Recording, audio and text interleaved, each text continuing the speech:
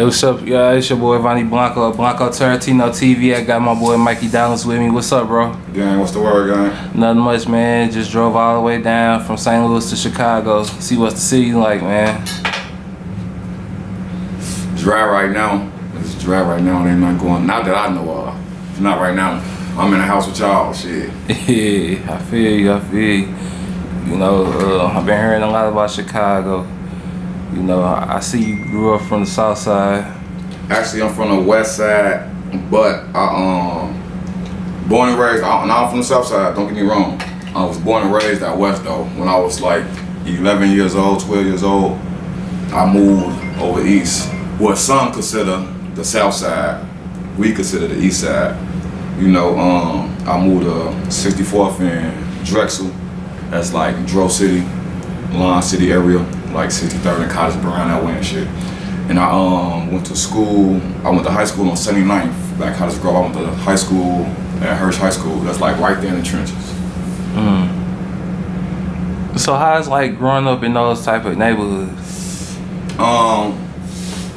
It was crazy. It was hard. Like it was hard. I ain't gonna front my move. Like it wasn't hard, but for a nigga like me, it was in between, you know. I had a lot of good times, but I done lost a lot of niggas, you know. I done been through a lot of traumatizing situations. I done did 2.5 years of jail from fucking around in the hood, you know. I done had a lot of fun though, don't get me wrong, I done had a lot of fucking fun. Definitely my childhood, you know what I'm saying, my childhood days being in the hood too, so. Cause it wasn't as violent as it was now as it was then. Like back then we could have block parties without getting shot up, but now you can't have a block party at all, so. Yeah, that's crazy, man. So like, fast forward to your music career, like how long you been doing music? Roughly a good 10 years, probably longer than that, you know. I've been taking it serious for about 10 years, you know. When I was a little shorty, like 13, 14, I was probably like rapping, freestyling with my cousin. I'm just freestyling and getting high, smoking weed, just chilling. Not nothing serious. I was weak as hell. You know, I was weak as hell. I was freestyling. I wasn't really putting my shit together how I put it together now, you know. So, but yeah, about roughly 10 years. Yeah, that's good, man. Yeah, speaking of, you know, taking your music seriously for 10 years now, that's like right around the time where like the whole entire Chicago scene was popping. Like, mind you, I'm from St. Louis, so like everybody from St. Louis been paying attention to a lot of Chicago rappers, not just, you know, Chief Keef, Dirk, and all of them. You know what I'm saying? Everybody was vibing to both sides, you know. Facts. Like I just couldn't believe how Chicago, you know, impacted the entire world with their music. Yeah, that's to be honest, that's what really kind of inspired me too, to start doing and taking it serious. Cause a lot of them guys who was rapping and getting on, I knew them personally, you know. Like King Louie, like my big bro, you know what I'm saying? I just actually did a new track with King Louie. We actually had a mixtape that we supposed to did, but we never did it. We still got all the music for it, but I didn't just want to drop a note anyway, just King Louie, you know what I'm saying? I know bro don't want to just drop a note anyway, so I just been waiting on the right moments, cause I got like, literally like 3 or 4 mixtapes right now. I just dropped a mixtape, but I got 3 or 4 mixtapes that I could drop right now, literally. Like I got so much music, and I got like 10 videos, and I got 5 videos getting edited. So, you know, I got a video with Amar Shepard getting edited. I got a lot of shit going on though. Okay, that's what's up, man. So like, who are you musically famous by? King Louie first off, shout out bro. I fuck with her music a lot. I like how her be going, you know. Plus he from the city, he put on for the city and shit. Drake, you know what I'm saying? I like Drake. Drake, he real smart with his shit. I like how he moving, how he doing and all that shit. Yeah. I'm an R&B lover, bro. I like R&B music, you know what I'm saying? Niggas always get on here like they just listen to rap music. I listen to a lot of R&B music too, a lot of old school R&B like Usher and fucking The Dream and fucking what's them niggas name who y'all love, like I listen to them niggas like them and shit. Like I listen to that shit when I'm by myself, but when I got the drugs, it's a different story. So, I see you got a new mixtape out called Blessing and the Curse. Like, what was the creative process behind that? A lot of them songs on the tape, to be honest, a lot of them songs on the tape was, some of them I did years ago, 2 years ago, 3 years ago. Songs I just been holding on to, like, and I got so much music that I started listening to it, like, oh, I should put these 10 songs, I'm just get my best 10, my favorite 10 songs, best 10 songs, I'm gonna put them all on one tape. You know, and like this was a real thought process. I did this a lot of work with this mixtape, as far as like the Instagram rollout. I did the 10-day countdown, because I only got 10 tracks on it. So I did the 10-day countdown. Day 10, I did the number 10 track, I had it planned. So I did the listening party, I did the mixtape release party. I had a lot of big faces in the parties and shit. So it was a real process behind this shit. A lot of work, a lot of money, you know, so. But it came out dope. I feel like it's the best mixtape I ever made, besides my R&B mixtapes, you know, so. Yeah, for sure. So I know you did a song with FBG Duck. Matter of fact, you did a lot of songs with FBG Duck. Like, how did y'all relationship come about? Rest in peace, my brother. That's my boy, man.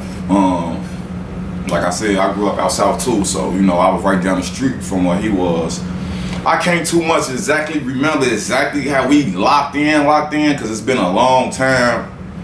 But we did a video called Out That Jam, and the video did like 1 million views, it's like at 2 million views, some shit like that. But ever since we did that video, that's before everybody was really on and busting. And ever since then we was just locked in, you know. Bro, he real thorough, I'm real thorough, so you know, we just locked in, you know, been locked in there since. But yeah, rest in peace, bro. Yeah, he was a good dude. So, what about your relationship with Queen Key and Dreezy? Queen Key, that's my homegirl. She cool, you know. That's my homegirl, you know. I support her. She got dope music. We got music that we done. We actually supposed to do the mixtape when she first started getting into the shit. We actually got a lot of music that we didn't drop too, you know. But for that same reason, I felt like with Louie, you know, she had got her name blew up fast, so it was like I had to, you know what I'm saying, get shit situated. But I got a lot of music with her that ain't out yet. I got a couple of videos. I think I got a video with her that's out. Then when she first started rapping though, but Dreezy, that relationship, we don't have no relationship no more. She's still cool, we still cool or whatever. There ain't nothing, you know what I'm saying, no hard feelings or nothing, but ain't no relationship, no, we just used to do music, you know how that shit was. I really don't want to talk about that, to be honest, you know. It ain't really nothing to talk about, it's just, you know what I'm saying. Everybody know the history behind me and her, so. Yeah, respect it. So, where do you see yourself in the future with your music career?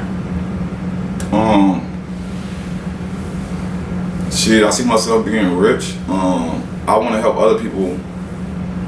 I want to help other people develop their craft and do stuff that I didn't like. When I started off my career, it was a lot of shit that I didn't know, and I just want to help people who got potential. I want to help them know what they supposed to know before they get into what they get into. You know, a lot of people get into this shit thinking that it's gonna be easy and they don't have to spend as much money. It don't cost that much, but it costs a lot of money. To this day, I'm still spending a lot of money on this shit. But you could also make a lot of money. It just depends on how you set yourself up. You know what I'm saying? So I really see myself like in the future just helping others. You know, helping others get to where they need to be. You know what I'm saying? And get to where I done got and just better themselves. You know what I'm saying? Yeah. So if it wasn't for music right now, what would you be doing?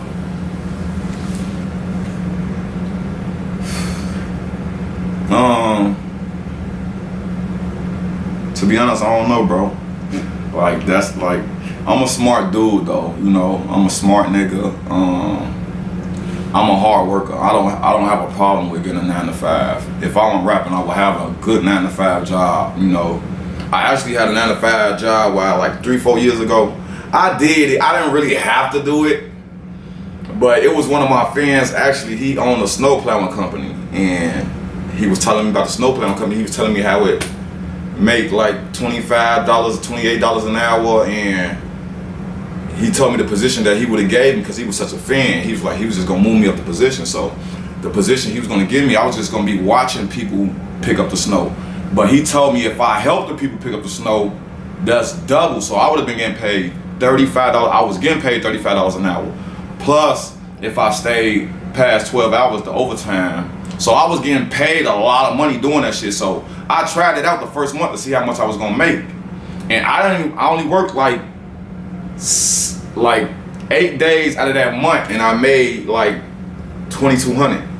So I was like, I can't beat it, and I was sitting on my ass. You know what I'm saying? So I'm like, I can't beat it. So I feel like I'll be out here robbing motherfuckers 9 to 5, hustling. I'll be doing something. I ain't gonna lie. If I wasn't rapping, I would be out here hustling. Somehow, you know, I used to have a bad habit of robbing people. Well, not robbing people, I used to have a bad habit of robbing drug dealers. You know, I used to have a bad habit of robbing niggas who couldn't tell on me for robbing them. You know what I'm saying? Mm-hmm. So, do you got any upcoming shows? I wasn't actually taking no bookings, only in Chicago. I was supposed to be doing a Halloween party, but I don't know no more because I went to court today. I just found out that I might be off house arrest at the end of the month, and around that time that I was supposed to have a little Halloween party and all that shit, I might have to go and turn myself in and do like a little couple of days. So I don't know about that no more. But after, I plan on booking some pool parties in Arizona. I got some shit I'm doing in Houston, Atlanta, New York, Miami, and I got a couple more spots I was supposed to be going to. I can't remember exactly. I actually supposed to be coming to St. Louis too for some shit that I got my peoples out there. Yeah, but I ain't got no exact dates. But once I'm off house arrest, it's busting. So I'll be off of house arrest October, probably November 5th, most likely. Okay. So do you plan on collaborating with other artists in the city? Yeah, I always collab. I love collabing with artists in the city. I just collab with Louie. Like I said, I just got Louie on some new shit. I just got Ill Will on some new shit. I'm finna get Sasha Go Hard on some new shit. Dontario.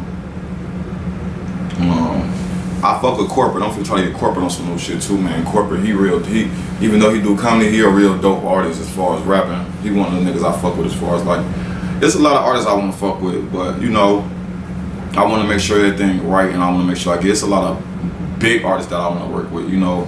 Yeah. I done work with them at every artist there is in Chicago. So I just wanna focus on getting bigger and doing shit with bigger artists. So I just gotta get my money up, you know. I just actually did something with, like I said, I just did something with Mon Shepherd, and I did the video for it. It's called Rebound. It's on the tape too. The video gonna drop soon. Hopefully when that video drop, I get a bigger push and get, you know what I'm saying? Yeah. So what's the best advice that you've been given? What's the best advice I can give artists? No. Period.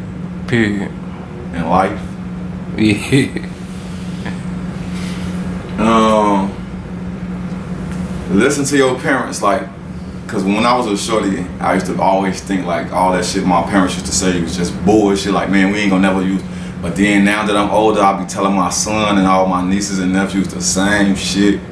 I tell my little brothers the same shit, like, and I be trying to get it through to them. Like, you gotta do us. Like, I wish if I could go back, I want to go back. So I wish I could do school again. You know, I wish I'll go back and get straight A's. I would not be in there trying to fight.